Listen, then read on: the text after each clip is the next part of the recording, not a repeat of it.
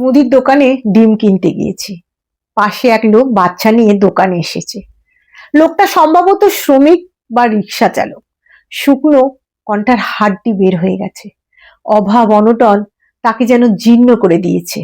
তার বাচ্চাটার ওই একই অবস্থা। লোকটা 250 গ্রাম তেল আর লবণ কিনতে এসেছে।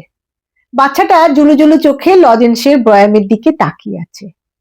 বেচারা চাইতে সাহস পাচ্ছে না। ওর বাবা সেটা বুঝতে পেরেছে, কিন্তু দরিদ্রতা মাঝে মাঝে চোখে নির্লজ্জ টিনের চশমা পরিয়ে দেয়।